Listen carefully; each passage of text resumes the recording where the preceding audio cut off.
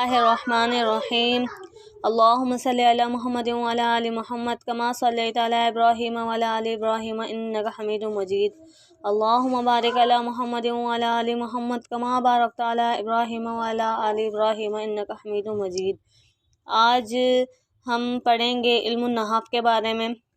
علم النحو کیا ہے اور اس سے کیا فائدہ حاصل ہوگا اور ہمیں کیا سیکھنے کو ملے گا۔ ہر ایک کتاب جو ہوتی ہے اس کا کچھ نہ کچھ لکھنے کا مقصد ہوتا ہے، تو اس کتاب کے لکھنے کا کیا فائدہ ہے، تو آج ہم پڑھتے ہیں۔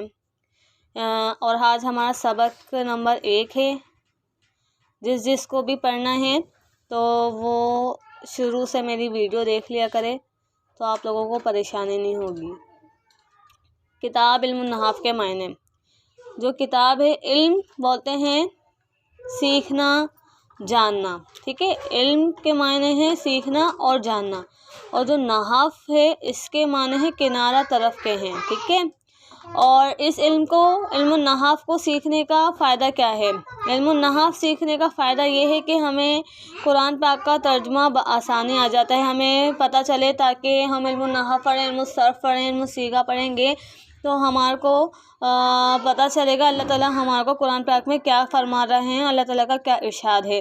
ہر انسان اس طریقے سے فائدہ علم، یعنی جیسے ہمیں پہلے نہیں پتہ تھا کہ دار کس کو کہتے ہیں، دخلہ کس کو کہتے ہیں، تو ہمیں علم النحو، علم الصرف وغیرہ سے ہمیں معلوم ہوا کہ دار گھر کو کہتے ہیں مثال کے طور پہ، اور دخلہ داخل ہونے کو بولتے ہیں، ٹھیک ہے نا۔ اور اس علم کا جو علم النحو کا جو موضوع ہے وہ کلمہ اور کلام ہے، ٹھیک ہے۔ کیا ہے اس علم کا ہمیں، یعنی موضوع کیا ہے، کیا کیا ہوگا، ہاں اس میں الفاظ بھی ہوں گے، پورے وہ بھی ہوں گے، کیا کہتے ہیں،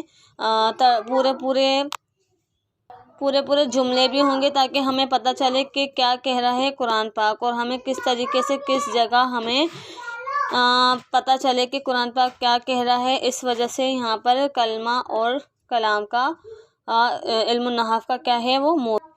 اب ہمیں یہاں پر یہ جاننا چاہیے کہ موضوع کیا ہے۔ بعض جو اسکول کالج والے لوگ ہوتے ہیں ان کو یہ نہیں پتہ ہوتا موضوع کیا ہے کیا نہیں ہے، تو اب ہم نے موضوع کے معنی بھی بتا دیے ہیں۔ موضوع کے لفظی معنی کیا ہیں، یعنی اس کا موضوع کیا چیز ہے، کیا معنی رکھتا ہے، تو یہاں پہ بتائیں جو لفظ موضوع ہے، لفظ جو ہوگا، الفاظ جو ہم ادا کر رہے ہیں، دار، وہ اپنے اندر ایک معنی رکھتا ہو۔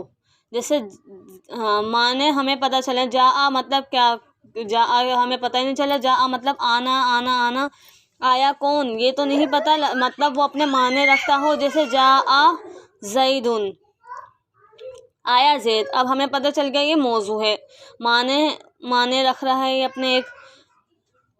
اگر لفظ اپنے کوئی معنی نہیں رکھتا ہوگا تو اس کو کیا بولتے ہیں، مہمل، ٹھیک ہے۔ اگر لفظ اپنا معنی نہیں رکھتا ہوگا تو اس کو کیا بولیں گے ہم، مہمل۔ یعنی جیسے جاء ہے یہ مہمل ہو جائے گا، اور جاء زید ہے یہ موضوع ہو جائے گا، یعنی اس کا مقصد ہمیں پتہ چل رہا ہے جاء زید، آیا زید، ٹھیک ہے۔ اگر آپ لوگوں کو میری ویڈیو اچھی لگی ہو تو پلیز لائک اور سبسکرائب کیجیے گا۔ انشاءاللہ ملتے ہیں نیکسٹ ویڈیو میں دوسرے سبق کے ساتھ۔ اللہ تعالیٰ آپ لوگوں کو بھی تمام پریشانیاں دور کرے، آپ لوگوں کی اور میری، اور پاکستان کو اللہ تعالیٰ ترقی دے، اور انشاءاللہ ملتے ہیں نیکسٹ میں۔ اللہ حافظ۔